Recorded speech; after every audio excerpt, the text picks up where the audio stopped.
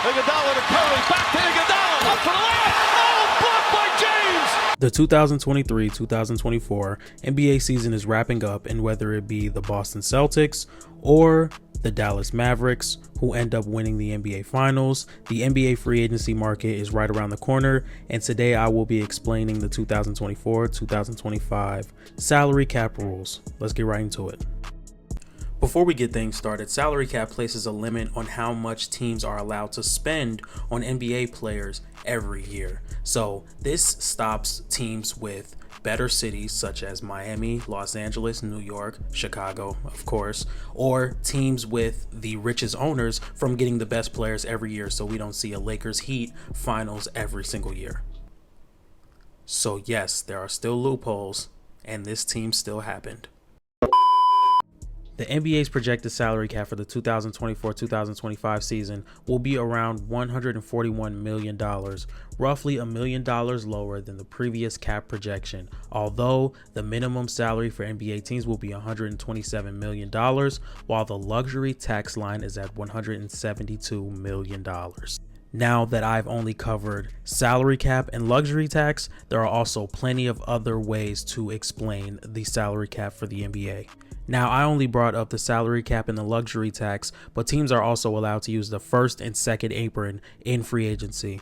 Now, the first apron is triggered by the use of non-taxpayer mid-level exceptions, biannual exceptions, or form of acquiring a player via sign and trade, while the second apron is triggered by using the taxpayer mid-level exception. Now that the numbers part is out of the video, let's talk about what these salary cap rules means for your favorite team. And here are the 4 teams that are in the second apron: the Nuggets, Suns, Celtics, and Timberwolves. Here is what they can and cannot do this offseason.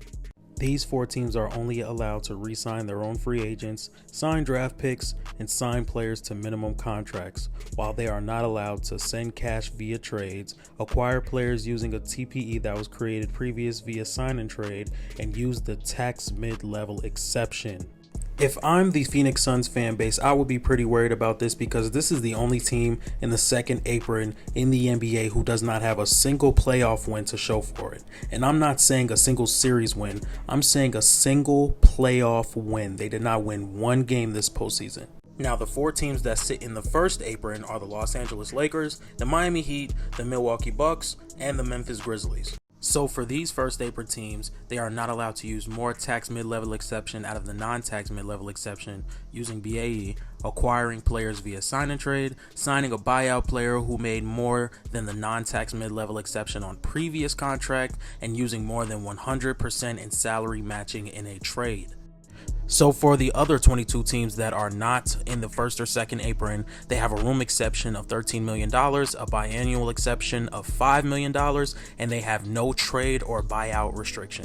Thank you guys so much to everybody who decided to watch this video. This video was very fun to me for making. I hope I helped you guys learn about the salary cap room. And if you guys like daily basketball talk, make sure you like, comment, and subscribe. And I'm out.